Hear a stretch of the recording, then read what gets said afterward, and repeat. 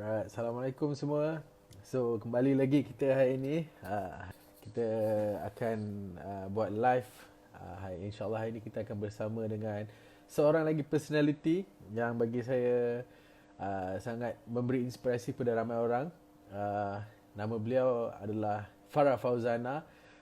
InsyaAllah kita akan bersama Farah Fauzana hari ini untuk mendengar kisah beliau, macam mana beliau bermula, kan, macam mana beliau capai apa yang beliau capai, dan sedikit sebanyak tentang Farah Fauzana. Beliau merupakan pemenang anugerah bintang popular. Alright. Assalamualaikum.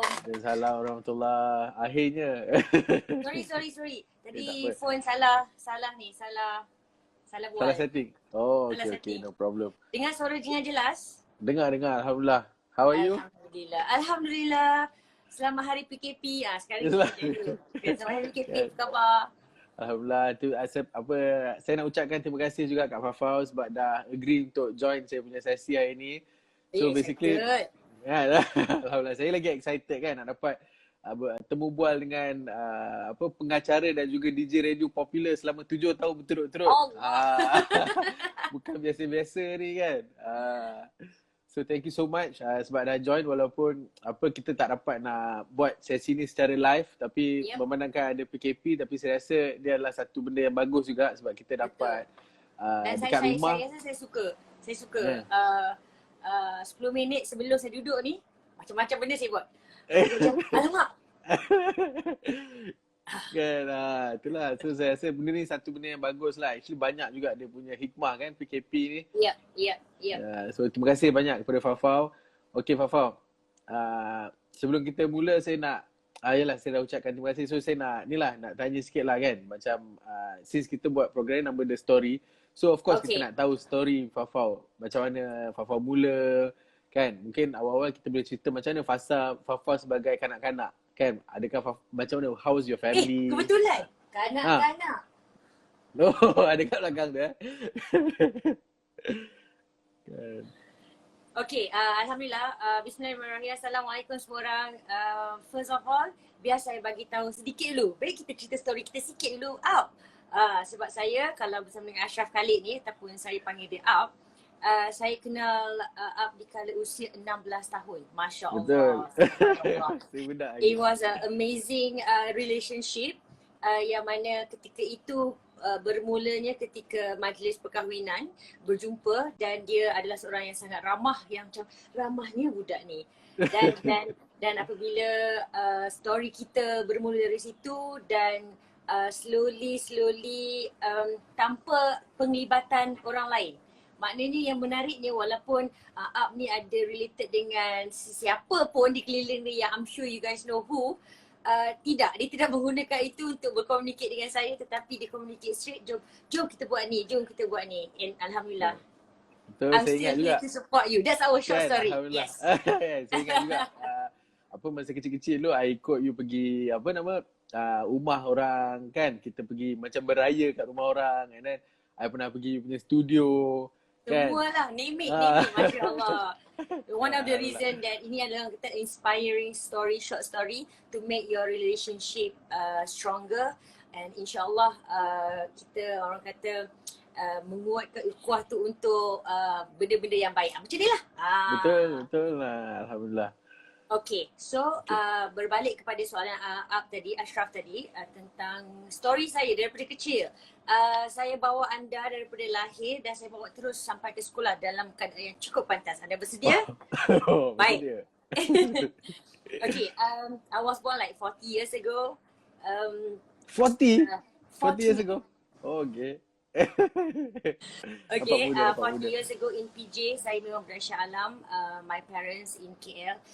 Dan yang menariknya di kala usia, sejak saya lahir saja, sebab saya dengan gap my brother terlalu dekat, saya menjadi anak nenek. So saya adalah cucu nenek saya. Kebetulan, ya Allah Tuhanku, memang dia, itu nenek saya kat belakang tu. Oh, tu nenek dengan you lah? Ya, so saya lahir je sampai sebelum darjah 1, saya memang duduk dengan my grandma.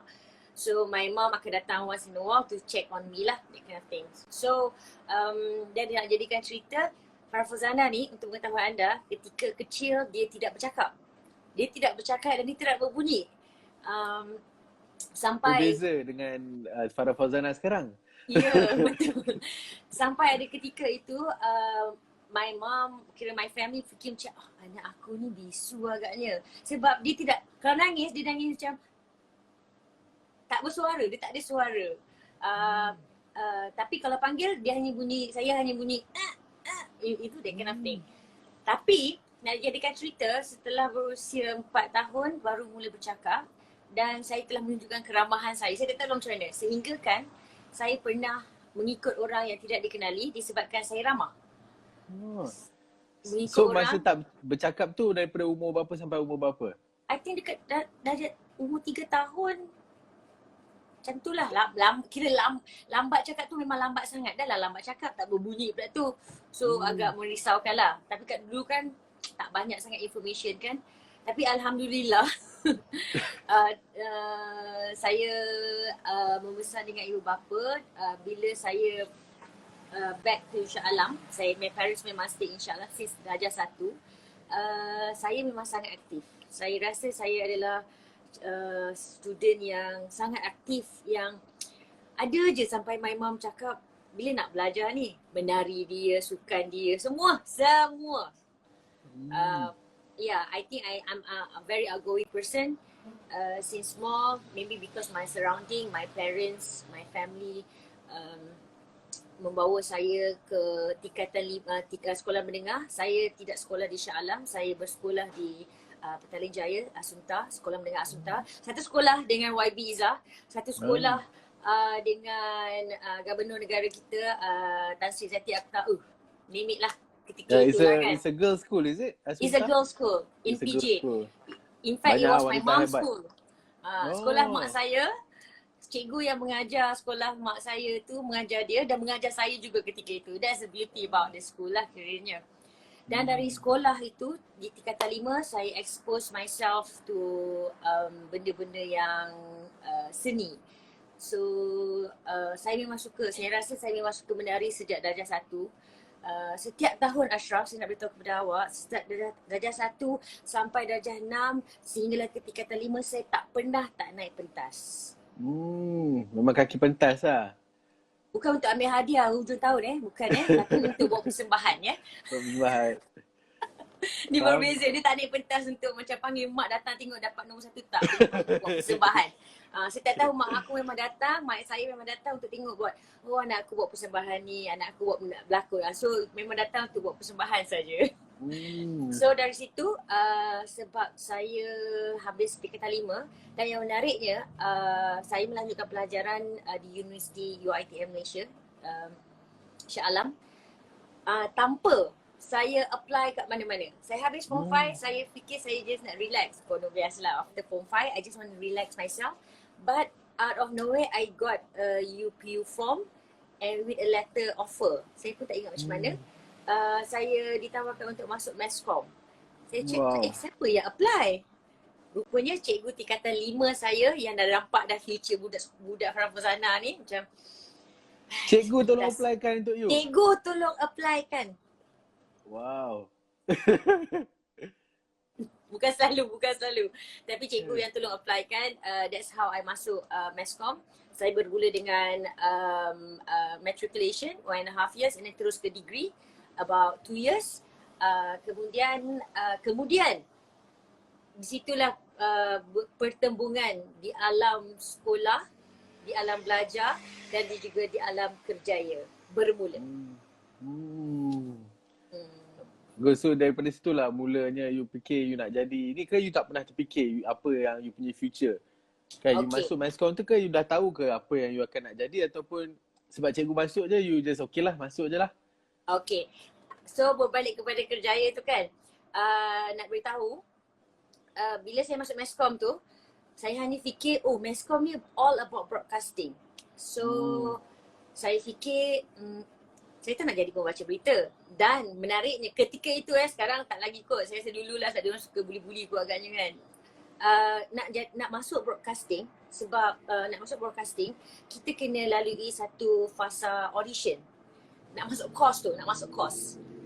Lepas tu bila saya beratur lah, kita pun beratur lah yang Pak Wan ni. Orang lalu. Okay, tak Bila apa. kita nak masuk part 1 ni, kita kena pilih course. Journalism, public relation, broadcasting, advertising dan juga publishing. Those are the sequence lah. Dan saya nak masuk broadcasting sebabnya saya memang dah terdedah dengan dunia drama, dunia production dengan keluarga saya sejak saya kecil lagi. So because of that saya nak masuk broadcasting. But unfortunately to go to broadcasting punya course, you kena audition membaca berita. Bila kita baca berita, saya cakap saya tak nak jadi pembaca berita, saya nak jadi producer. Oh tak boleh, you kena audition juga. Kalau tak lepas, yang tak dapat.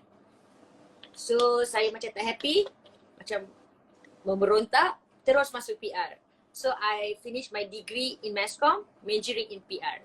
But yet, sebab jiwa tu ada dalam dunia broadcasting.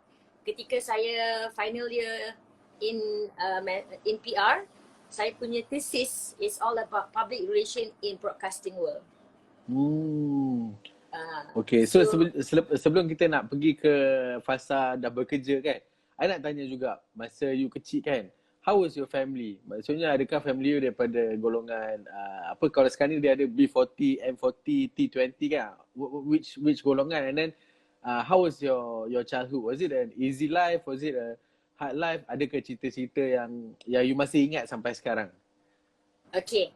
Kalau dengar balik, kalau perasan balik cerita tadi tu, sebab saya memang dikelilingi and been exposed in a production life since small. This house, the particular house that I'm staying now adalah lokasi penggambaran banyak drama-drama kat Malaysia ketika itu. Siapa yang production dalam family you? Tak ada siapa. Tapi orang datang bertanyakan rumah boleh pakai ke, rumah ni macam elok je, bla bla bla. Okay. So cakap boleh. 1 drama, 2 drama. Lepas tu masuk ketiga drama, mula-mula bagi rumah. Lepas tu bagi adik berlakon sekali. Lepas adik berlakon, kakak tengok macam nak berlakon tak? Tak nak. Sebab saya orang datang ke rumah ni memang selalu suka tengok kru buat kerja. Saya suka tengok producer, director buat kerja. So saya suka behind the scene lah. And then because my family dia orang biasa. My mom receptionist dekat IBM. My dad kerja human resource dekat a few companies lah. Dekat kilang, dekat hotel. He's under HR. My mom just a normal receptionist lady. Macam tu. Yeah, our childhood macam like a normal everyone, sama-sama yang macam tak ada kurang lah, tak ada lebih. M40 lah kira, middle class lah. Ya, Alhamdulillah. Tapi yang menariknya, setiap kali ada benda yang lebih, I've been taught by my parents lah kot. Katalah macam kita contoh dulu kan, lain kan macam ada kereta tu kira macam bestnya bapak kau hantar ke kerja ke sekolah lagi kereta, yang lain naik bas, yang lain yang kaki kan. So my mum kadang-kadang tak hantar pun. Sebab tak nak anak-anak dia rasa macam kau ada kereta, tak hantar. Jalan kaki. Tak nak rasa privilege lah. Tak nak rasa privilege. Suruh rasa susah tu lah. Yes, betul. Tapi Alhamdulillah, I must say that mungkin ketika itu kawan-kawan di keliling pun sejenis yang macam tak ada bercakap, bestnya kau ada ni, ataupun macam alah sedih lah. Dia tak ada benda itu ketika itu. So bila benda-benda itu tak timbul, perasaan tu pun tak timbul. So so orang sekeliling kawan-kawan walaupun waktu kecil itu pun juga penting lah sebenarnya. So itu yang akan menjadikan you sekeliling yang masih kecil lah. Oh, that's good. Okay. So selepas you punya fasa universiti tu macam mana pula? Macam mana you boleh terjebak dalam bidang radio? Ataupun first kali you masuk radio kan? Betul. Ya, macam mana you boleh terjebak? That was my first job kat Era. Macam mana boleh cerita sikit macam permulaan dia, macam mana tiba-tiba boleh nak masuk? Sebab I'm sure banyak orang macam fikir macam mana sebenarnya nak jadi DJ radio ni kan? Kan? Senang je lah kerja ni, kat kita main lagu, pasal dah balik. Okay, saya nak kongsikan kepada anda. Satu, yang menariknya, saya dah jadi pengacara kanak-kanak ketika saya di UiTM lagi. Dan saya juga telah menjadi pelakon kanak-kanak ketika saya di sekolah rendah. Sebab saya berlakon dengan abang saya. Dan abang saya pula, nampak di belakang sikit kan, abang saya pula memang pelakon cilik ketika dia kecil. Dia seorang je. Kiranya awal-awal tu memang my brother been exposed ke depan lah. Daripada besar Ashraf menurutku. Besar lagi kot daripada Arif. Dia berlakon iklan susu. Kalau zaman-zaman, I tak tahu tapi pada anda yang mungkin menonton usia-usia macam saya mungkin macam ada iklan susu kan. Betul tak? Betul. Tu abang saya. Lepas tu muka dia lah, semua iklan muka dia. Lepas tu filem. Abang saya berlakon filem di kala usia 7 tahun. Wow. Dan pernah memenangi award pelakon kanak-kanak terbaik 1987. Dia menang award masa Menang kecil. award untuk filem Rahsia. Berlakon bersama dengan Nur Kumarasari dan juga Allahyarham Syukri Hashim. That was his time. Sorry macam menyimpang sikit lah. So sekarang apa jadi dengan abang? Masih berlakon ke tak dah? Abang selalu cakap, ambil laku. Long bukan tak nak ambil kau Long. Kau dah umur 42 ni, jaga anak. Balas dendam masa kecil dia Yeah, tak ambil he's juga. work. Now he's in Johor, yeah. Oh, Johor. So basically kerjaya saya sebenarnya bermula daripada sekolah rendah lah. Dan hanya berlaku pada waktu sekolah, cuti sekolah saja. My mum memang tak bagi time sekolah. Memang kita tak boleh nak cuti sekolah. So duit tu kita kumpul lah. Bila kita dapat duit tu tak banyak pun, 150 ke berapa ratus kan. Seronok. Nampak my mum duit tunjuk, ni duit, ni dia, tapi dia bagi. Nanti dia bagi RM10 supaya kita dapat rasa hasil kerja tu. RM10 pun jadi lah. Oi kawan-kawan, let's go. You know that kind of thing. Kan? Masa But tu the rest RM10 dia mesti tunjuk. banyak kan? Dia simpan. And end of the year, she always tunjuk, this is your saving. So mungkin dari situ saya fikir, I must add on to my own saving. Itu bermula sekolah rendah. Sekolah menengah, habis form 5, name it Ashraf, segala jenis kerja. Menjual kain alas meja dekat kompleks PTNS, Ratu, top sales. Kak nak beli kak. Jual, after form 5, jual. Tak malu semua tu tak penting, yang penting masuk duit. And then I was a medal stewardess. Nampak bunyi macam best kan? Macam medal stewardess. Apa Kalau benda kita tu? pergi acara-acara Okay. sukan, yang pegang Faham. ada VIP kan, kita yang itu je kerja. Dapat duit, buat. Saya kalau anda rasa macam alah best lah hidup korang, saya kerja banquet je. Adik jangan banyak cakap adik. Kakak kerja banquet dekat Shah Alam, Hotel Shah Alam, RM10 1 jam. Wow. Banquet tu maksudnya buat apa? Macam waitress macam tu lah? Yes, you know kalau kita pergi wedding yang budak-budak, kita pergi dinner yang datang-datang serve, saya lah orang dia. Okay. Yeah. And then Kat hotel mana tu? Ingat lagi tak? Concord bukan, Blue Wave Shah Alam. Wave. So Okay. kalau kawan-kawan ada yang tengah menonton Blue Wave. So Senior Blue Wave. ya, RM10 ketika itu, betul ada yang berkata kat situ memang banyak. Kira heaven lah. Tapi again lah, tetap RM10 tapi saya mungkin dah terbiasa kot. RM10 dia tak boleh pakai RM10. Dia kena RM10, okey nak pakai, tapi RM2 kena simpan. Tak kisahlah tambah sikit pun sikit lah, janji kena simpan. So RM8 tu kau nak pergi belanja, jolly, go ahead. Macam tu lah. So bermula dari situ, saya masuk universiti. Cuti uni je saya bekerja balik. Saya akan carilah mana saya akan cari kerja. Cuti sekolah saya pasti akan cari kerja. Okey. Dan masuk dan sebut dan kerja saya di bahagian penyiaran radio bermula ketika saya final year dekat UiTM. Masa tu saya nak beritahu kepada anda semua, saya memang pendengar radio tega. Dia kalau tak dengar radio dia tak boleh belajar. How I know radio rosak, tak ada radio, so my result drop. My mum, asal drop ni? Tak ada radio. My mum macam, apa? Mak betul kalau radio, pergilah beli radio kecil ke apa ke. Ya, honestly, I have to listen to radio, not songs now, radio. Baru dia nak masuk. So I memang obses dengan radio, saya memang suka dengar radio tapi tak pernah terfikir untuk bekerja di radio. Sehinggalah I think 2001 macam tu, I was in my final year, saya pernah dengar tak ni? Skuad Perdua Era membawa era kepada anda. Halo, saya sekarang berada dekat Shah Alam memberikan barang kepada anda. Cepat datang sini. Dalam masa 20 minit, cepat datang. Jumpa saya Farah Fazana. Skuad Perdua Era membawa era kepada anda. Tu suara you lah tu. Love, boleh tekan love.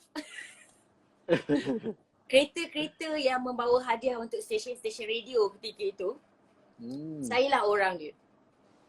Dan saya apply untuk kerja tu sendiri tanpa kenal siapa pun, tak kenal siapa. Saya nak beritahu kepada anda tak perlu kenal siapa-siapa untuk melangkah apa bidang yang you nak buat. Just try. Saya jujur, saya just try. Saya pergi masuk library.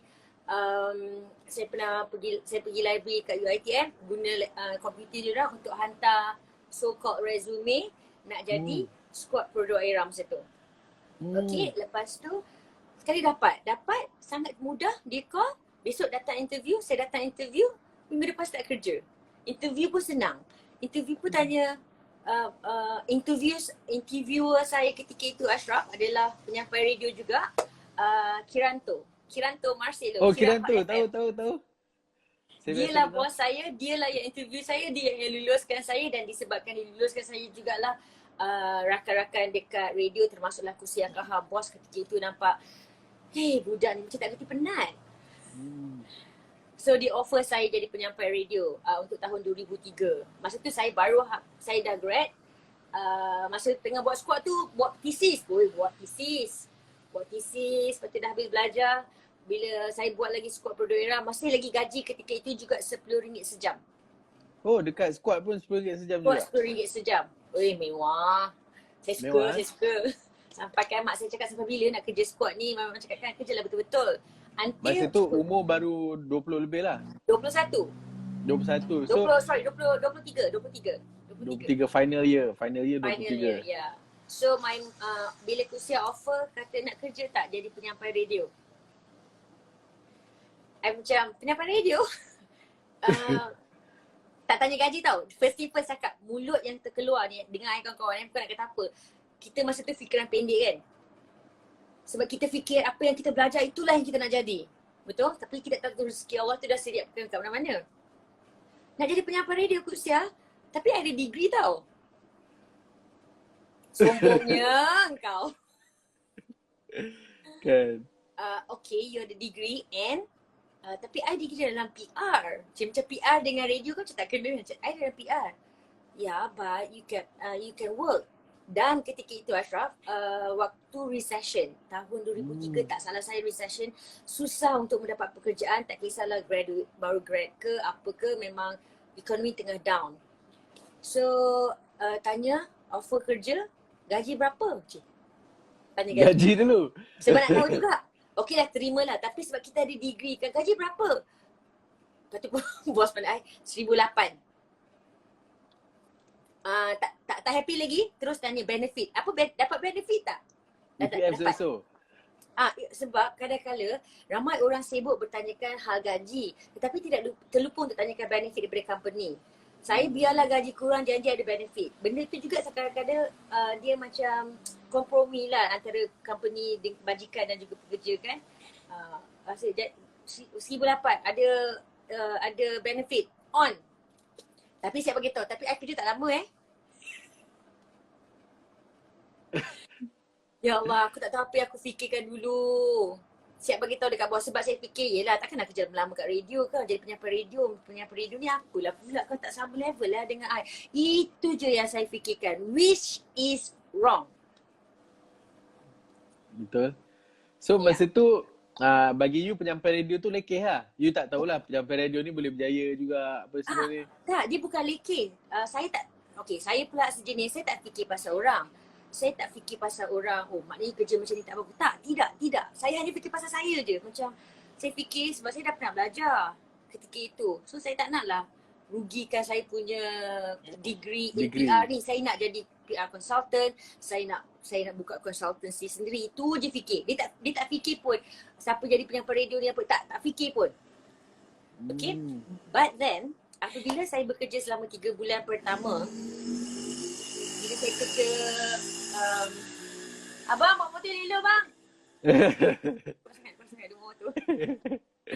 Dia tolong hantar Apabila Grab. bekerja 3 bulan pertama, saya dapat rasakan perasaan suka, sayang, obsesnya saya sebelum dengan radio, tapi kali ni dalam radio sangat berbeza. My perceptions towards the radio is totally different.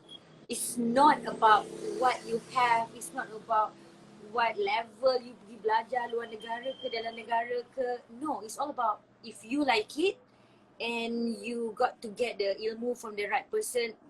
No, name it lah, saya bukan nak kata apa. Saya sampai sekarang, saya takkan lepas cakap ilmu-ilmu radio saya dari awal adalah daripada Kusia Kahar, Kusia. Dylan Paul sendiri, Excellent. Lina On, Najman, Wow. these are all the pioneer on radio Radio. swasta. Betul, And they are legend-legend tu very semua. Yep, and they are very helpful. And because of that, the love towards radio tu sangat tinggi sehinggalah sekarang. Kan. Dan apa yang I belajar daripada apa yang you cakap ni, sebenarnya kalau you nak jadi seorang yang berjaya dalam apa benda yang you buat, you perlu ada guru yang bagus juga dalam apa yang you buat. Betul tak? Setuju tak? Correct. Betul? Kan? Betul. Saya setuju sangat sebab satu benda yang saya perasan mula-mula sebab dulu tak tengok, dulu observe. Bila kita observe tapi kita buat susah. Saya sampaikan ni boleh tanya Linda On lah. Saya call Linda On. FYI bila awal saya bermula bersiaran di Era, time waktu saya masa tu adalah 12 malam sehingga ke 6 pagi. Sorang-sorang. Time orang tak nak kerja lah. Dah lah kau first timer, kerja kat radio, kerja sorang-sorang, 6 pagi, cakap tanpa henti. Ada ke orang dengar pukul 12 sampai pukul 6 tu? Oh ada sebab Era pun. Budak-budak. Betul, yelah betul budak-budak belajar semua Yes, kan tapi belajar betul. malam kan. Sebab malam memang kita ada ni. And then saya siap buat homework lagi. Okay, radio, kalau radio fusion masa tu, masa tu Richard Richmond. Dia cater kepada abang kakak-kakak yang di alam perkahwinan. Oh, cerita-cerita itu saja. Cinta lah, Kita cinta. target audience dia. So basically setiap malam walaupun kita menjual barang yang sama iaitu suara, tapi audience kita berbeza. So bila saya tengok, oh yang ini jual macam ni suara dia, program dia. Yang ini pula, apa khabar, selamat malam. DJ Lin, cinta-cinta. So saya fikir masa tu usia saya, takkan saya nak jadi macam tu sebab I'm not like that. Again, because I'm not like that, I cannot be like them. So I decided to just be me and I said, oh mesti ada kawan-kawan yang nak stay up and just want to hear voice yang fresh selama 6 jam. Betul. And you outside there who are driving, you have no choice, you have to drive at night and you have to have the energy. Kalau kita drive, kita dengar pula Abang Ashraf bawa kereta ni, Abang Ashraf. Mungkin Abang Ashraf bawa kereta bak macam tu kan. So, You malam-malam That's- energetic lah. so that's why I decided to just be myself.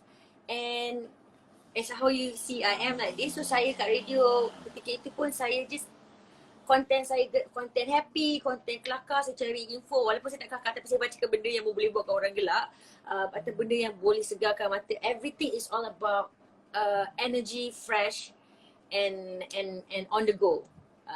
Yeah. And disebabkan itu dekat radio kita tak ada gaji naik tapi kita ada level siaran naik. Pada saya itu adalah satu peningkatan.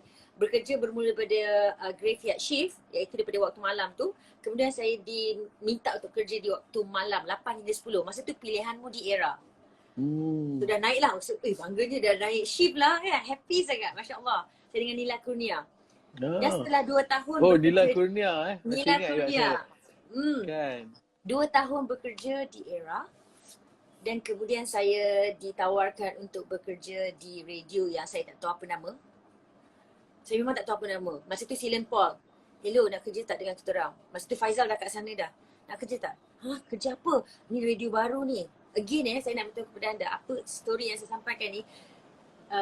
Kita lihat dari perspektif yang berbeza sedikit. Sebab saya bekerja di sebuah radio Era yang sangat besar. Memang radio number 1. Tapi saya memilih untuk pergi juga kat radio yang saya tak tahu. Masa tu dia tak cakap pun radio apa. Apa nama radio? Tak tahu. radio tu kat mana? Kat PJ, kat Damansara. Tak tanya gaji, tak tanya apa. Tapi sebab saya tengok orang di belakang radio yang baru tu, ada Silen Paul, ada Faizal Ismail, ada beberapa lagi nama. Saya tengok, saya hanya confident dengan mereka di belakang itu. Tanpa mengetahui hala tuju mana radio ni nak pergi. Radio ni akan ikut meletup leader ke. lah masa tu. Masa tu tak fikir radio ni nak meletup ke, kita nak kena meletupkan radio ni ke, kita nak kena jadi ke. Tak ada, benda tu tak masuk pun dalam meeting. All they think is just to make sure that this radio keluar dan menjadi salah satu radio swasta dekat Malaysia. So after 2 years as a radio announcer dekat Era, so saya beralih lah ke Hot. Sebelum kita pergi ke fasa hot tu, saya nak tanya juga, saya tertanya-tanya lah macam Fafak cakap tadi, kerja daripada pukul 12 sampai pukul 6 kan? Bila masa tidur? Balik.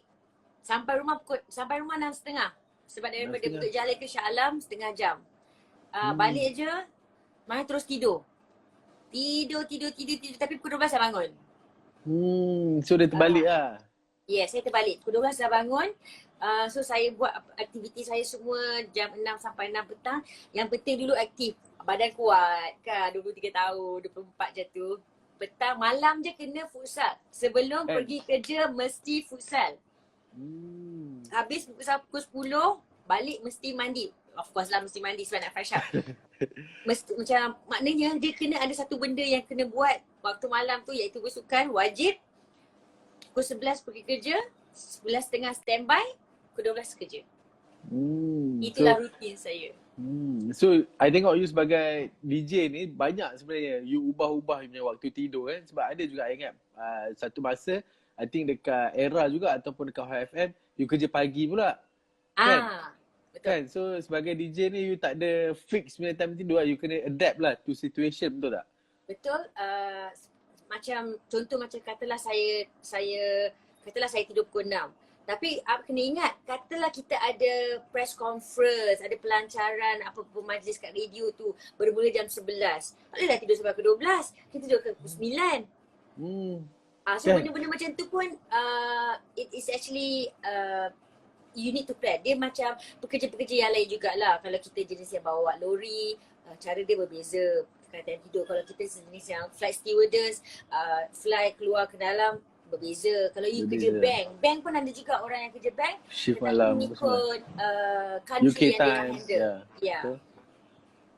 Okay. So, I mean that is something yang for me amazing lah. You punya personality yang you boleh just adapt to any situation. Kan? Okay, so kita continue pula dekat fasa bersama dengan Hot FM. Macam mana Hot FM ni bermula and then macam mana dapat nama Hot FM, for example. I'm sure you were one of the founding members juga, maksudnya yang awal-awal bersama dengan dia orang kan. So apa cerita Hot FM ni? Saya rasa saya masuk sebab masa tu sebab saya nak masuk ke Hot tu, kebetulan keadaan semua dah tersedia. Maksudnya planning dan sebagainya. Saya tidak berkesempatan untuk masuk daripada scratch. Cuma plan tu dah sedia sebab saya tak boleh lompat lagi masa tu. While waiting for that, while waiting for me, and diorang dah start buat lah. Tapi saya adalah antara penyampai yang awal-awal daripada day one Hot FM bersiaran.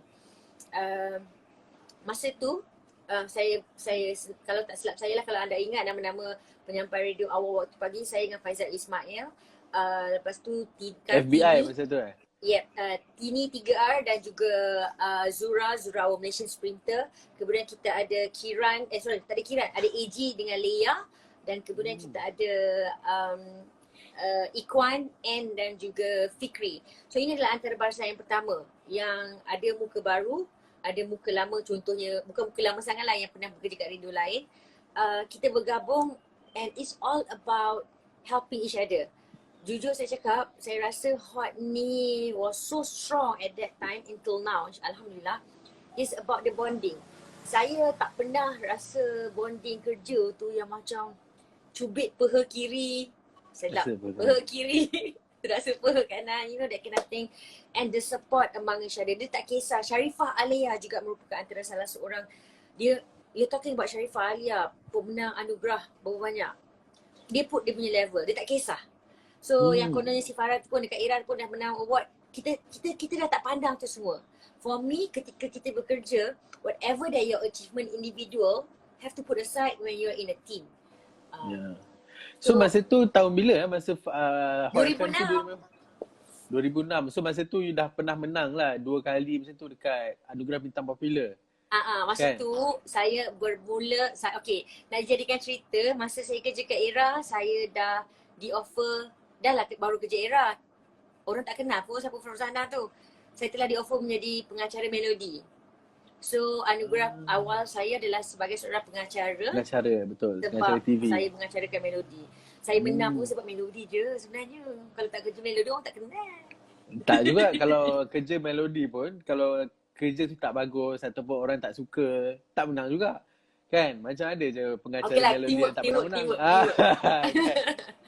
So dari situ saya dah mula menang award dekat Era as a pengacara. Tetapi apabila saya beralih ke Hot, tahun kedua 2007 baru saya start.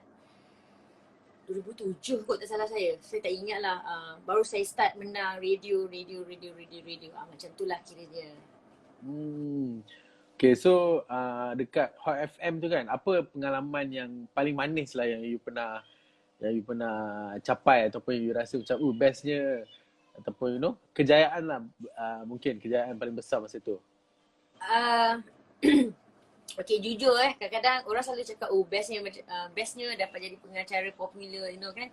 Sejujur saya akan selalu ulang ni sampai korang fed up dah dengar. Alhamdulillah, all the awards dari segi popular tu memang betul-betul bukan kerja saya. Maksud saya tak buat apa pun, tapi orang yang berusaha mengundi. So mereka ni yang berusaha untuk membantu saya pergi ke atas pentas. Okay, kecuali yang award-award lain lah. So itu saya macam sangat lay back. Kalau saya tahu kalau saya dengar awak, saya terus akan macam kau memang kawan aku. You know, that kind of thing.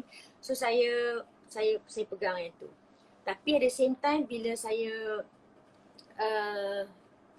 kira pasal achievement, saya pernah meluahkan perasaan sedih dekat Silempua masa tu. Ni baru lepas menang ni. Minggu lepas baru menang, baru turun daripada genting, menang. Lepas tu macam bos macam, kau kata Syifara, bos can I see you for a while? Asyik Afsal. So dia ingat macam, kau dah menang award ni nak berhenti lah tu. No. Ataupun nak minta gaji tinggi lah ni. Nak minta gaji tinggi lah tu. Tak ada. Dia cakap macam tu. Tak bos, saya je nak cakap. Macam mana saya cakap, macam mana apa yang perlu saya buat untuk saya pastikan saya tak nak menang. Sebab saya hanya nak pastikan macam mana saya nak tersenarai dalam pengacara wanita terbaik. Sebab untuk kategori anugerah Seri Angkasa, masa tu untuk anugerah Seri Angkasa, dia tak ada kena-mengena dengan peminat ke apa. Hanya juri, hanya mereka yang profesional ni akan menilai sama ada kerja you bagus ke tidak. So bila saya check apa yang buatkan saya tak boleh tersenarai, saya cakap, ni off record weh. Tapi dia kata sebab penyampaian Hot FM ketika itu terlalu santai. Ada penggunaan korang. Kau ni Faizal. So perkataan itu bukan bahasa tidak layak. Bukan bahasa yang tu formal lah. saya tidak layak lah. So saya fikir, alah boleh tak bos lepas ni saya nak live dengan Faizal, saya nak cakap awak. Geli aku. Faizal. Lepas tu Silen actually said this to me. A boss, I'm telling you. He's a boss, his level yang tingkat lah. Silen tu macam another level lah boss. Saya memang sayang dia. Dia cakap, why you have to think to win something? Dia kata, why don't you just enjoy your work and that thing will come by itself. Benda tu juga pernah dikatakan oleh Linda On. Tak perlu sibuk-sibuk nak bekerja untuk awak nak jadi penyampai radio nak popular ke? Dia kata kan. Tak adalah kak, cakap kan. Tak payah, jangan fikir benda tu. You just do your thing, benda tu will come later. And saya happy dan saya suka sangat nak sedih. Bila 2015 saya sampai sudahlah memang takkan dapat penyampai radio terbaik. Tapi 2015 pencapaian saya rasa paling tinggi untuk dunia penyiaran radio dan juga pengacaraan TV adalah apabila saya dipanggil oleh kerajaan dan memilih saya. Alhamdulillah saya tak pasti atas kapasiti apa yang diorang tengok sebenarnya. menjadikan saya salah seorang ikon penyiaran untuk membaca Iqra di Hari Kebangsaan. Wow. Kan. So that's an achievement lah kan. That's a huge Masa tu achievement saya lah. dah terus dropkan, saya cakap betul lah apa saya cakap. Tak payah sibuk nak impikan, macam contoh nak impikan jadi apa ke, stokis tertinggi ke contohnya. Jangan fikir tu sangat. Berusaha untuk jadi tu boleh, tapi jangan terlalu stress. Bila tak dapat nanti macam you sedih, you know. But Betul. bila Just you do your keep best on, lah kan. yeah, just keep on doing, Do your enjoy your best. sales, enjoy your things. InsyaAllah. Alhamdulillah. Kan, and mungkin apa yang I nampak jugalah dengan you ni, mungkin you tak terlalu fikirkan competition dengan orang, tapi you berfikir tentang competition you versus diri you yang sebelum ni. Setuju tak? Betul. Kan. Betul. So I rasa this is something yang macam banyak orang suka tengok orang lain, dia orang rasa macam dia ni dapat lebih, dia ni ada lebih boleh lah kan. Tapi sebenarnya life is not about competing with others. Kita semua dalam perjalanan kita sendiri kan. Ya. Okay, Fafat. Ada apa? Tak ada. Saya ambil nafas lah. Baru dah ambil nafas. So, saya nak tanya jugalah, dalam setiap kejayaan kan, I'm sure there is some sort of cabaran yang you pernah lalui kan. Apa cabaran yang paling besar yang you pernah lalui dan macam mana you overcome this situation? Cabaran kan? Okay, cabaran dia apabila you face benda-benda yang baru. Contoh, saya bagi contoh ya. Ketika saya di Era, saya hanya ada radio sahaja. Maknanya kita ada mic and you dengar. Bila saya di Hot, saya ada mic, dengar, dan saya ada TV. Saya ketika itu kita ada 8TV. Kalau siapa yang pernah nonton, saya ingat pagi-pagi nanti ada buat prank lah, apalah kan. Betul. Dan benda tu adalah antara cabaran sebab kita orang radio kan. And then cabaran saya bagaimana saya untuk menutup telinga untuk tidak perlu risau. So masa itu, okay, jujurlah saya cakap, bila kita first time dalam bidang kita, pasti akan ada cabaran-cabaran mulut-mulut kecil. Tapi saya bukan mulut saya siap nampak lagi komen. Farah ni apalah, hati-hati saya pun cantik, Farah pun tak cantik. Aku kerja radio tau. Marah. Lepas tu saya dapat email. Dulu kan macam tak ada Twitter, tapi orang akan hantar email kepada bos terus ya. Sebab dulu Farzana kan macam Vogue, kind of thing, pakai baby tea. So bila kita pakai baju baby tea yang biasa, kadang-kadang kita ambil barang, terangkat ke, terselak ke apa. Bukannya, mana yang perasan sangat TV tu kan. Saya dapat memo. Farah, jangan terlalu seksi di radio, di studio. Saya macam, awal tu mengganggu. Jujur dia macam, apa yang perlu silap? Itu adalah cabaran saya untuk overcome myself. But then, how to overcome it is to get support from your friend. Bila saya of course, saya kena luahkan sebab saya tak simpan. Saya akan terus macam, bang, macam nak buat ni bang?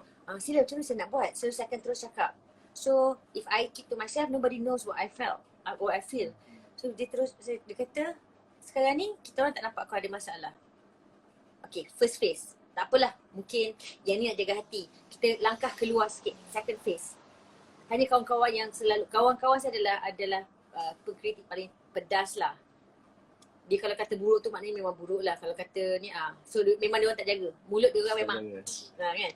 Tapi bila mereka bercakap benda yang sama, so it's a comfort zone and you know you're on the right track. Tapi kalau dari segi cabaran yang lain adalah untuk kelihatan, okay lah, jujur lah sebab Farah Farzana ni, badan dia pear shape. I'm having a J-Lo size kind of thing, like Beyonce. International level, tetapi untuk adapt kepada Malaysian level, saya agak struggle. Sejujurnya saya struggle. When people ask me about cabaran sebagai penyampai dan penyiaran radio ni, dia tidak lepas daripada penampilan. Okay, cabaran dia adalah tentang dari segi penampilan. Sebab saya tidak seperti artis-artis yang lain yang rezeki mereka memang ada penampilan yang cantik, keadaan fizikal dan sebagainya. Saya bagi contoh, boleh saya bagi contoh. Apabila saya selalu bila bergandingan dekat radio ataupun TV, selalunya lelaki. Saya tak ada masalah. aku pakai cantik pun memang cantik sebab kau biasa je. Kan, aku pakai rugged pun tak apa, aku sama-sama level. So benda tu tidak mengganggu sangat. Tetapi ada saja yang macam bila keluar, sebab kita badan besar kan, kalau TV tu dulu nasib baiklah, tak macam Twitter sekarang ni. Kalau tidak mungkin saya macam stres kan. Tapi dulu ada juga yang akan maklumkan macam, Farah, you don't look good lah with this kind of baju. Tapi baju tu saya tak sedia. Bukan saya yang You pakai sediakan. je lah. Ada Tapi wardrobe saya pakai. tu sediakan. Dan saya pula tak nak macam, pada saya pula baju tu tak, pada saya baju tu tak penting. Yang penting kerja saya. Itu saya fikir. But then of course lah, in order for you to be perfect 100%, you nak kena tengok tu semua. Bila saya discover yang at the end of the day, you tak boleh fight dengan apa kelemahan you fight with kelebihan you. So, what I did is to kaburkan mata orang. Kalau nampak lah. Tapi I akan pastikan dari segi penyampaian, dari segi saya punya action during life, spontan dan sebagainya. If hiccups happen, how do I handle it? I handle it well or not? Saya polish on that. So saya dah tak kuasa dah tentang kelemahan saya macam okay, kalau ada lebih, tapi saya bukan kata tolak tepi langsung, tapi saya tak terlalu fokus on that. Saya memang lebih fokus tentang what is my expertise, kelebihan saya. Kelebihan you, betul. Which is my spontaneous. I brush up on my delivery. That's how I make sure that benda tu tak ganggu lah. That's how I apa orang kata, overcome that lah. Overcome my cabaran. Okay, so I nak tanya satu soalan lah kalau boleh. Kan, soalan ni agak personal lah. Kan, apa dia Ashraf? You pun pernah lalui fasa percintaan dan juga pernah ada bukan kita pergi dating sama-sama ke jangan. Fasa percintaan dan tapi juga masa tu Tia dengan Tia memang dengan Tia tak, fasa yang you pernah ada cabaran juga kat situ kan. Mungkin kalau boleh share sikit apa jadi ataupun you know what actually happens, sebab I rasa ramai orang tak tahu kan. I pun sebenarnya tak tahu nak tanya tentang soalan ni. I tak tahu nak tanya tapi mentang kita ada that special relationship, Ashraf berani Ashraf tanya tak, jawab sikit-sikit pun tak apa. Asalkan you know, I pun nak tahu juga. I pun curious sebenarnya. Okay, all I can say, things happen for me. Maknanya kehidupan saya ni adalah normal lah maknanya. Bukan kata apa tak normal ke apa, sebab maknanya ialah kerjayanya, sebab saya memang kurang bercakap pasal hal peribadi. Tapi bila ada satu ketika masa tu orang bercakap tentang hal peribadi, maknanya saya memang biasa, normal macam awak juga. Maknanya dalam arti kata lain, dalam our personal life ni juga pun sebagai manusia, dia berjaya ke tak berjaya ke, setiap orang itu pasti ada masalah peribadi yang mungkin dia tidak mahu tunjuk. Tetapi kebetulan disebabkan si Farah Fauzana ni adalah seorang public figure dan ia dipertunjukkan isu itu. Saya tak ada macam sedih apa, sedih because aku public figure. Tak. Dah itu benda yang saya kena hadapi lah. Things happen bila kita rasa benda tu tak works things out dari segi future. Sebab kadang-kadang apa yang kita fikir, saya lah ketika itu, because I was 38, you know. Kadang-kadang I always believe, setiap saya bekerja ni, contohnya kepada wanita dan lelaki-lelaki yang tak kahwin lagi ya, ingat ya, kita kalau nak kumpul duit dan perempuan juga, marilah kita kumpul duit untuk gerbang perkahwinan.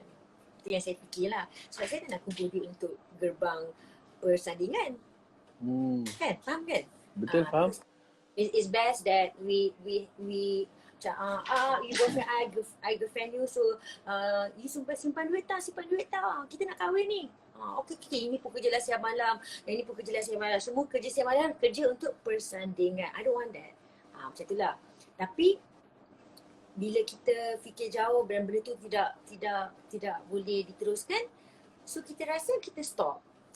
Tapi yang bestnya, saya rasa benda tu dia tidak berpanjangan bila kita tidak melata. Sebab saya fikir, jujurlah saya cakap, bila keputusan itu diambil, of course, first thing first saya fikir pasal keluarga. Sebab saya discuss dengan keluarga. Kedua-dua belah pihak kita discuss. Dan later baru saya fikir pasal orang luar. Sebab saya pentingkan keluarga dululah. Kalau ibu bapa dan keluarga macam faham, okay, then saya tak ada masalah kalau orang lain kata macam-macam lah apalah. Okay, tak apa, doesn't bother me. Cuma bila kita tidak melata, benda itu tidak berpanjangan. Dan saya akan bagi tahu kepada orang semua, kadang-kala kenapa cerita saya di highlight, padahal sedangkan benda ni adalah perkara ini juga berlaku di luar sana. Mungkin Allah nak letakkan ni saya sebagai cerita lah, contoh macam tu lah. Kalau itu menjadi kebaikan kepada anda, why not? So things happen, ambil masa sedih, perlu sedih. Kalau anda tak sedih, anda tak normal. Saya ambil masa untuk sedih. Saya ambil masa untuk sedih, saya ambil masa untuk overcome, saya ambil masa untuk move on. Dan benda tu, Alhamdulillah you dapat move on Ya. Kan. Okay, terima kasih sebab jawab soalan tu kan. Saya jawab sebab punya. Sebab benda ni kadang-kadang saya pun tak pernah saya tak terasa. Kadang-kadang ada je orang yang very blunt to me kan. Ada je yang kadang-kadang very blunt. Benda tu berlaku. Bila blunt macam, Fafau, satu tu saya tak kenal kau. Saya tak kenal awak. Dua, awak ni pada mana? Salam tu tak bagi. Dan tak, kenapa? Kenapa tak jadi kau? Very straightforward. So, jangan cepat melata. Moral the whole thing is jangan cepat melata. Dapat orang macam tu, saya selalu cakap, itulah tak jadi. Suami akak sihat. Sihat, okay lah, kena pergilah. Kan, macam saya lah, selalu kadang orang jumpa cakap, kau ni badan dah naik gemuk Dia cakap, tak apa, kalau gemuk boleh kurus, kalau buruk tak boleh jadi apa cakap. Tapi I ada overcome yang lain. Fafau ni gemuk lah. Dik, akak tak pernah kurus, Dik. Maknanya kau cakap macam ni, maknanya akak kurus lah tu. Terus orang tak kisah. Kan, kadang-kadang kita kena make fun of the situation kan. Ya, betul. At times, benda tu akan datang. Dalam dari segi kehidupan dan juga kerjaya, benda tu akan datang juga. Maknanya pressure, maknanya benda-benda tumahan dan sebagainya akan datang. How you overcome it, how you handle that, it depend on you. Kalau macam contoh, macam saya mungkin orang-orang yang macam happy macam ni, saya akan lawak-lawak. Bukan kata lawak, saya akan serius. Brush it off the way Saya takut orang tak boleh terima bila saya serius. Itu je. Sebab hanya orang yang rapat akan faham orang seserius mana kita, segila mana Ashraf. Ashraf mungkin akan nampak sisi serius dia, tapi dia sebenarnya sangat kelakar. Dia sangat kelakar. Jangan main-main dengan dia. Dia kelakar. Dia kalau masuk Raja Awam, orang lain semua takut. Okay? Tapi itu hanya, that kind of thing. So you overcome with your own way. Okay, so mungkin yang terakhir lah, fasa yang terakhir mungkin kita boleh cerita sikit sebab kita ada 1 jam je. Lepas ni dah ter-end dah kan. So fasa di bilik, macam mana benda tu pula started, how it started and then sekarang pun masih kan? Inilah studio saya. Di bilik ni, again, dia berlaku tanpa dirancang. Dan kita nak buat di bilik ni pun sebab macam, Faizal, kita dah tak kerja, kita kena buat sesuatu. Pun tak. Benda tu tak timbul. Saya buat di bilik ni. Koko ada yang bertanya apakah itu di bilik. Di bilik is about, Up kat bilik mana tu Up? Kat bilik office. Bilik office. Farah kat mana ni? Kat bilik tidur. Awak yang kita tengah menonton ni kat mana? Bilik tamu, bilik dapur. So, nama bilik tu dijadikan sebagai brand. Usaha sama saya, Faizal Ismail dan juga Tini 3R, Kartini Arifin. So, bila saya sebelum munculnya di bilik, saya dengan Faizal buat FBI Live. Faizal dulu sebenarnya. Faizal buat FBI Live di Facebook. Dan dia buat live sebab punca dia nak buat live tu sebab dia nak jual dia punya produk. Itu je punca dia. Lepas tu dia kata macam, bosan lah seorang-seorang. Dia telefon, kau nak tak live? Buat apa? Alah saja je, tak ada benda pun. Faham tak? Fikir pun tak fikir macam, kita buat ni apa benefit kita? Tak ada. Sebab kawan, sebab suka, okey jom buat. Semua dapat sekali dapat sambutan. Bila dapat sambutan, makin lama makin dapat sambutan. Bukan saja dari segi penonton, tapi dari segi klien di luar. So bila kita tengok macam, kita nak letak barang macam berapa nak charge? Tak tahu. Macam, tak tahu. So bila tak tahu, That's how Tini come in. Bila Tini come in, Tini korang macam, biarlah aku tolong korang on air je, biar aku tolong, that kind of thing, you know. Saja nak kongsikan kepada anda satu tips sebelum kita melangkah masuk cerita pasal bilik tu kan. Satu tips yang saya nak anda tahu, kalau kita nak go secara live dekat radio maupun dekat social media secara live, we talking about live tu tanpa latihan lah, maknanya tak boleh nak ulang balik. Apa yang salah terkeluar lah. The best thing is always write down So dia kena write down.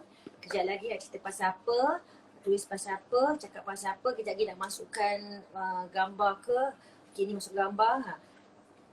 Itu dari segi kasarnya lah. Tapi kalau rasa macam tak confident, apa nak cakap awal-awal ni tak apa. Untuk awal-awal ni sebab sekarang ni memang ramai orang akan buat live, pula aku buat tutorial pula sekarang ni kan. Tulis, it's okay to tulis. Hai, saya Farah. Anda sedang menyaksikan The Talk, apa? The Story bersama dengan Ashraf Khalid. So itu adalah opening. Tulis. Kena tulis. So biasa bila kita selalu baca, kalau nak kena baca pun tak apa. Hai, Assalamualaikum, saya baca. It's okay. So bila dah biasa baca, that's where you dah get used to it. Practice makes perfect. Dan last kali tu jangan lupa subscribe, turn on notification. So macam saya ni dah cakap lancar sebab saya dah tulis biasa. tu. Betul. Sebab saya pun tulis. And I rasa apa yang I boleh belajar juga daripada situ adalah persediaan. Bila kita nak buat sesuatu tu, persediaan tu yang sangat penting kan. And actually I think 80% of success is actually persediaan kan. Oh yeah. Tanpa persediaan mesti kita akan gagap, akan tak tahu nak buat apa kan. So when you are bersedia, I think you are more confident juga kan. Thank you so much for that tips kan. I pun lepas ni nak kena lebih menulis lagi apa nak cakap kan. Soalan tu kan. Alright. So okay, boleh kita continue dengan cerita tentang di bilik. Okay. Macam mana Faizal Ismail ajak you masuk bilik ni? Berani dia. Lagi dekat bawah tau. Gila. Berani dia. Aku nervous macam tu. Okay guys, come back. How is this di bilik muncul? Bermula di dalam bilik Faizal. Jujur, ini adalah kisah benar. Bermula dalam bilik Faizal. Dan di rumah itu di bilik atas. Okay, when I ask him, dah lah dalam bilik. Hello, kau datang sini, kau pakai, aku pakai kepekat tau, kau pakai baju kelawar. Gila. Siapa lagi dalam bilik tu? Nak live, kau dengar aku lah. Oh, stress. Jujur, ini adalah situasi yang, janganlah main-main. Itu adalah situasi sebenar. But when I went to his house in Rawang, and cakap betul ke weh, kau punya, sebab saya tengok, you buat kat mana ni? Dalam bilik. So bila dia datang bilik, of course lah, when we say dalam bilik, memang betul dalam bilik tidur dia. Tapi telah ditransform menjadi bilik kosong, kan semua kat bawah. Dan of course lah, wife dia ada, kau gila. Kak Lina, the wife pun macam, dah sampai dah Farah, ni Kak Lina dah sediakan dah makanan ni. Nanti kalau nak makan. But of course, the room is still open with the kids. Why dia punya seronok dia buat live kat bilik, dekat rumah dan bilik tu, keadaan kita tengah live, sebab saya dah biasa mainstream. Kira macam saya ni dah biasa yang macam professional work lah. Bising, tak boleh. Jangan. Anak dia lalu, hai, anak dia, kan. Tapi sebenarnya, itu the reality yang people nak tengok sekarang. So from there, bila saya cakap lah, bila sambutan menggalakkan, sambutan juga daripada kalangan klien dari luar, maknanya produk lain pun masuk tanpa kita minta. Benda tu akan datang sendiri dan dibantu oleh Kartini sebagai marketing lompat, marketing bidang terjun. Tini boleh tolong tak? Kita tolong siapa-siapa nak call kita, you liaise lah. Berapa you letak lah. Macam tu lah, kita kira macam tu. So bila kita tengok, gabungan kita bertiga ni nampak serasi. Sebab kita tak plan, nampak serasi. Bila nampak serasi, dari ketika itu juga peralihan waktu disebabkan peralihan kerajaan dan sebagainya, Tini pun dah tak ada, dah berhenti, dan dia kata, why not I join you guys? Tapi dia bukan sebagai host Dia tak ada sebagai host kan? Dia tak belakang tabir lah. Dia tak suka sangat lah, walaupun dia bagus kat radio, tapi pada dia kata sebab dia punya skill, kelebihan dia. So kita bertiga menggunakan kelebihan masing-masing. Kelebihan dia memang dari segi marketing, planning dan sebagainya. So kami berdua ni pula dari segi content, we are very good with delivery. So kita tak payah campur aduk. Sebab kalau semua kau nak buat, yang ni pula semua kau nak buat, siapa nak control benda tu? So we were thinking, why not? Lepas tu kita cakap, then we have to create a brand. Sebab tak boleh sampai bila-bila kita live dengan FBI live, sebab tak cantik nanti kalau kita nak buat benda ni serius.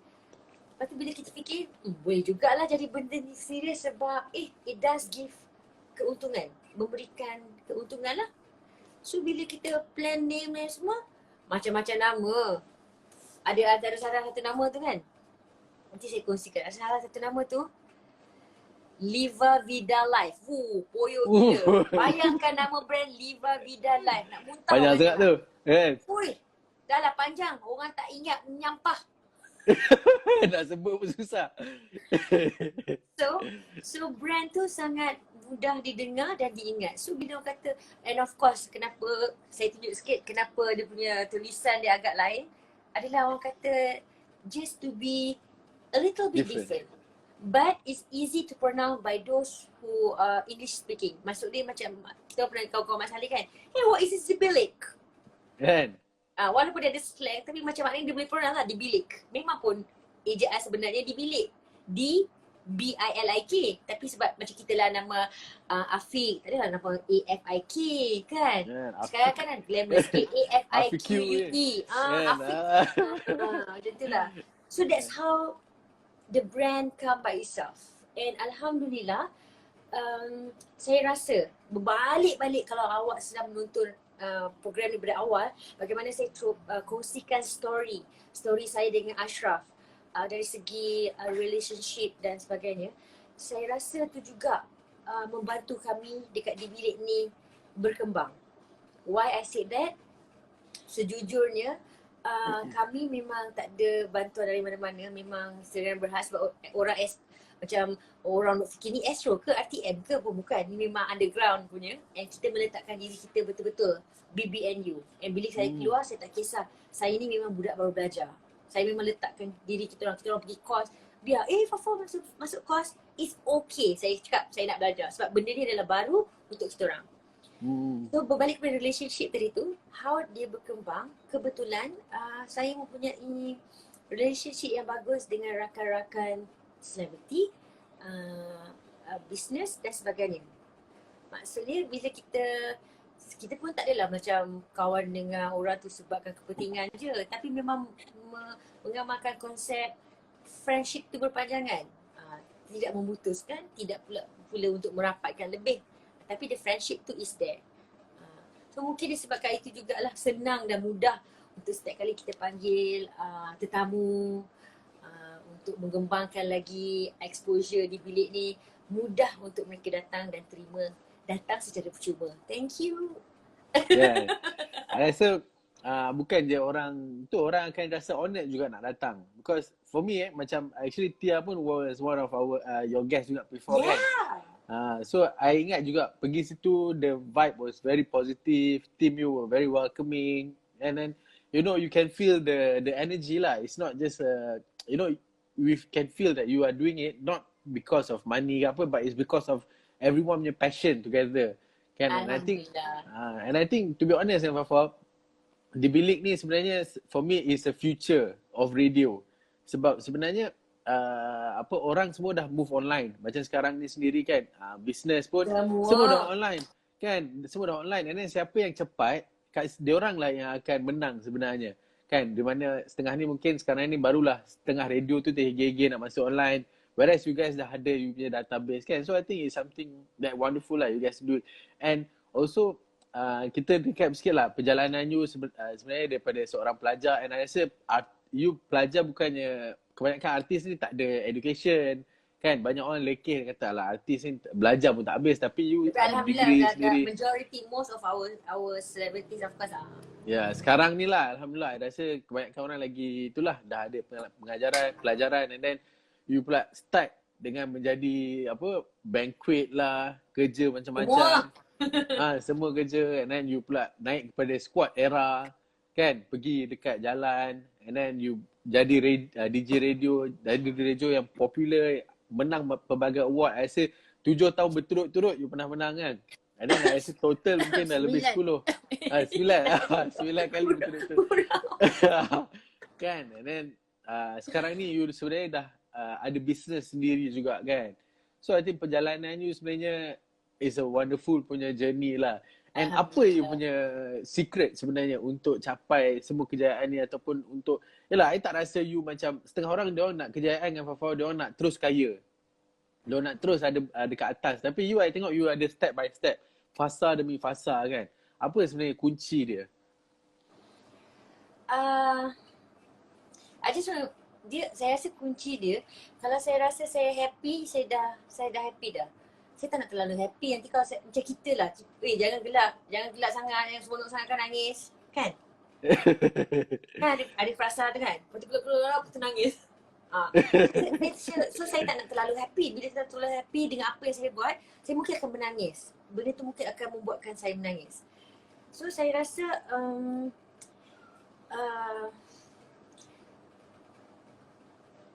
dia macam, sebab mungkin pada awal, mungkin saya nak beritahu anda semua, saya mungkin pada awal mengajar diri konsep dia macam apa mungkin salah perkataan, tapi macam cukup makan.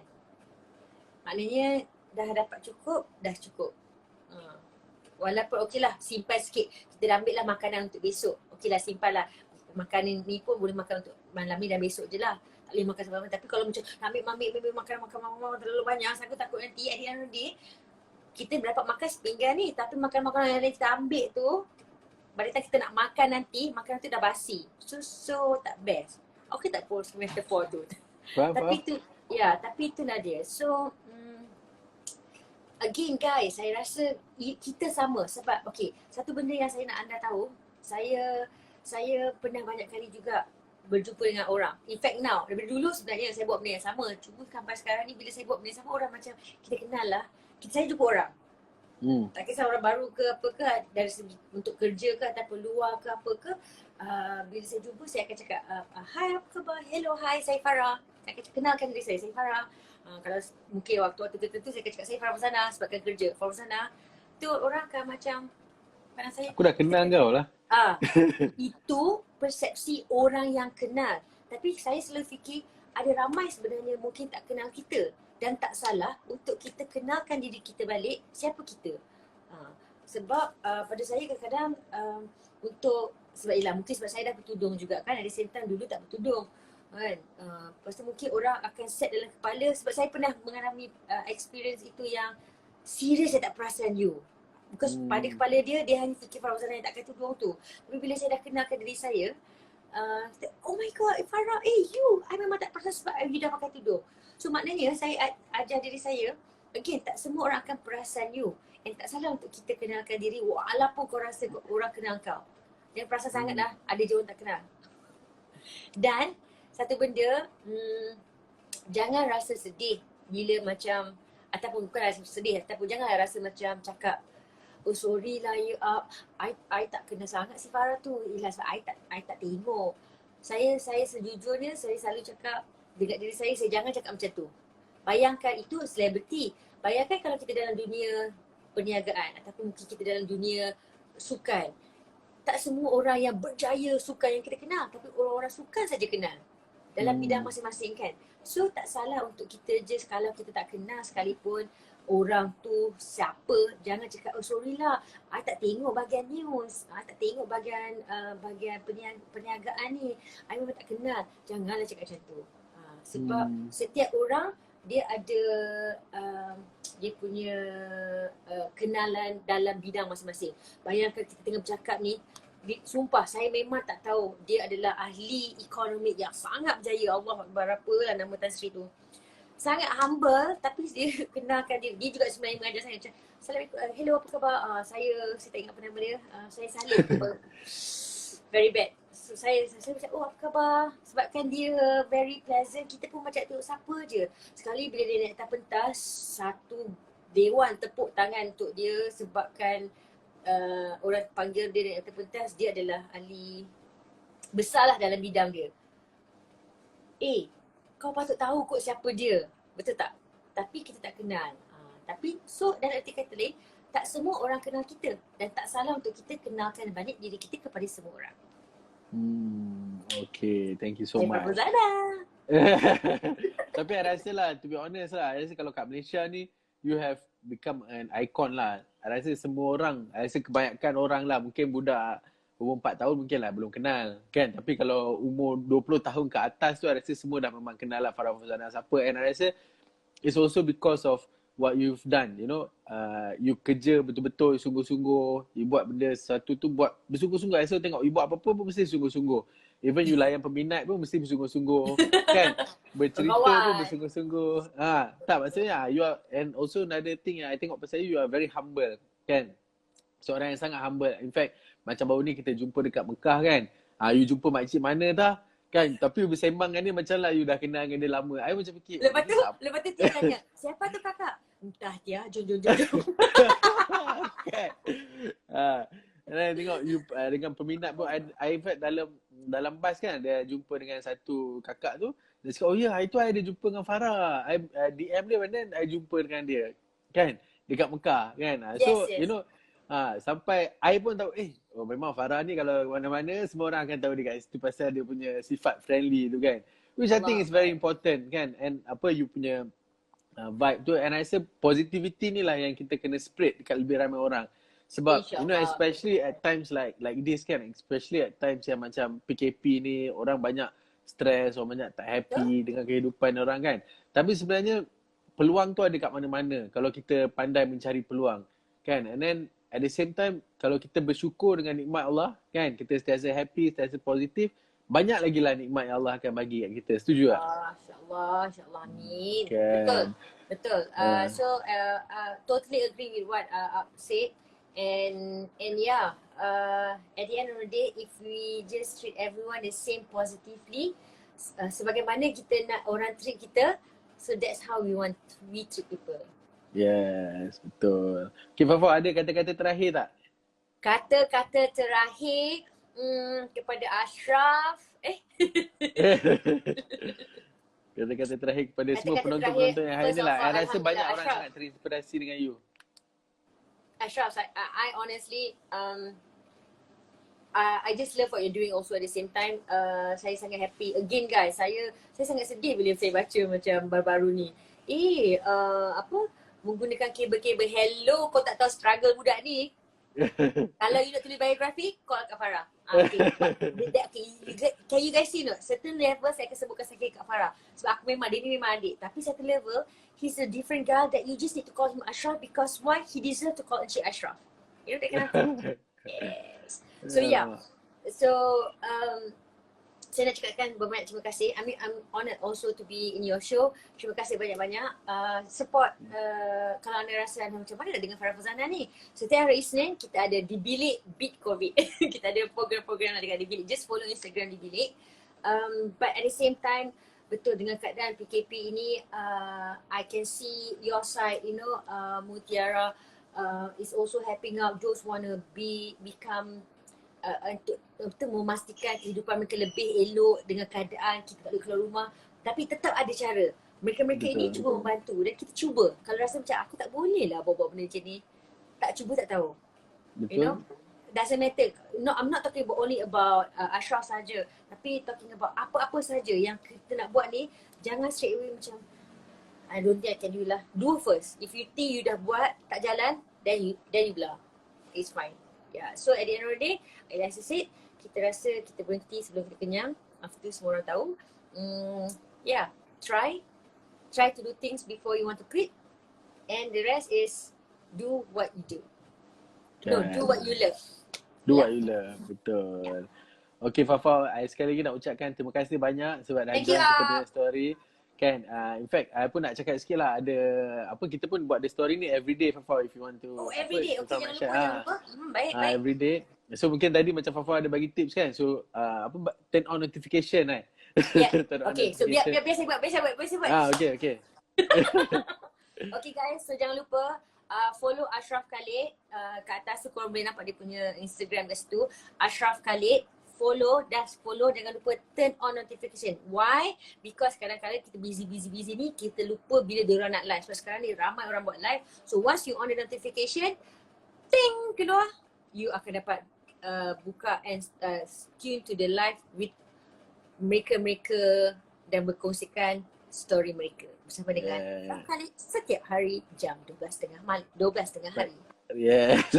Thank you so much, Fafau. Buat promo. Kan, thank you so much. And I really appreciate your time. Really appreciate everything that you dah buat kat I. I rasa sangat terhutang budi kat you sebab you daripada awal lah, I rasa you've been supporting me, supporting what I do. Kan? Thank you, and bagi peluang kat I daripada dulu kan. In fact, one of the peluang dulu I pernah manage you sekejap untuk ambassador apa semua kan. Dapat tahu. Alhamdulillah, syukur Alhamdulillah. rezeki. Syukur.